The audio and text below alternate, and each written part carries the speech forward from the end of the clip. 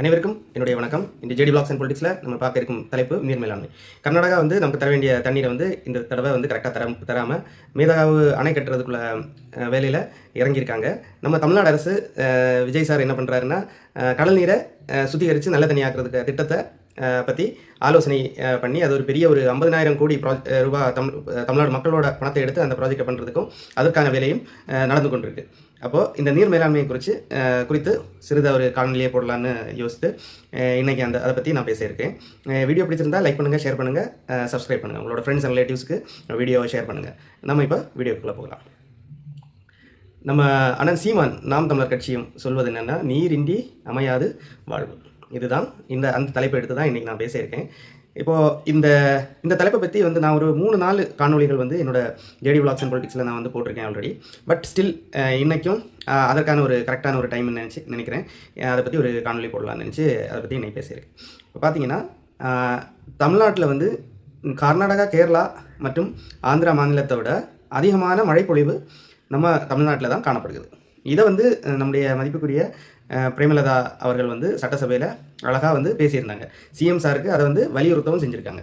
நம்ம தமிழ்நாட்டை நம்மளையே தண்ணீரை அடைவதற்கான நிறைய வாய்ப்புகள் இருக்குது.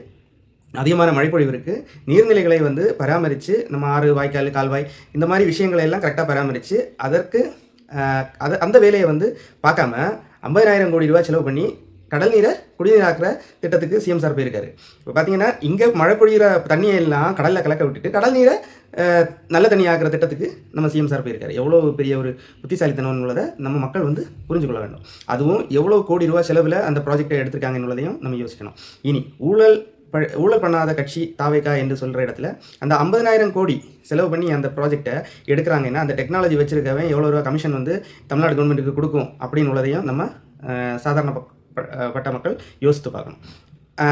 அப்போது இந்த நீர்நிலைகளை எல்லாம் பராமரித்து இந்த கடலுக்கு நல்ல தண்ணீரை போய் சேர்ற அந்த இடத்துல தடுப்பணைகளை கட்டி இந்த மாதிரி விஷயங்களை பண்ணி தமிழ்நாடோட நீர்நிலையை உயர்த்தாமல் கடல் நீரை குடிநீராக்குற திட்டத்துக்கு போயிருக்கிறாங்க. இது மக்களுக்கான வரி பணத்தை எடுத்து தான் செய்கிறாங்க. சிஎம் சார் பேசியிருக்காரு, இதில் நம்ம மக்கள் பணத்தை தொடமாட்டோம், தொட்டவங்களை விடவும் மாட்டோம், இனி தொடவும் விட மாட்டோம் எல்லாம் பெரிய வீரவாசனம் எல்லாம் பேசினார். இதற்கு நம்முடைய தமிழ்நாடு மக்கள் என்ன பதில் சொல்ல போகிறார்கள் என்று நம்ம மக்கள்கிட்டயே நம்ம இந்த வினாவை விடுவோம். விடையை அவங்களே தேடி கண்டுபிடிக்கட்டும். ஆனால் நீர்நிலை பராமரித்து நீர்நிலை உயர்த்தாமல் இந்த மாதிரி அந்நிய நாட்டு ப்ராஜெக்ட்ஸ் அல்ல டெக்னாலஜியை கொண்டு இங்கே காசு பார்க்குறதுக்கு பதிலாக நம்முடைய நீர்நிலைகளை உயர்த்தினா நம்முடைய தமிழ்நாடு விவசாயிகளுக்கு பெரிய ஒரு பிரச்சனையிலேருந்து வெளியில் வருவாங்க.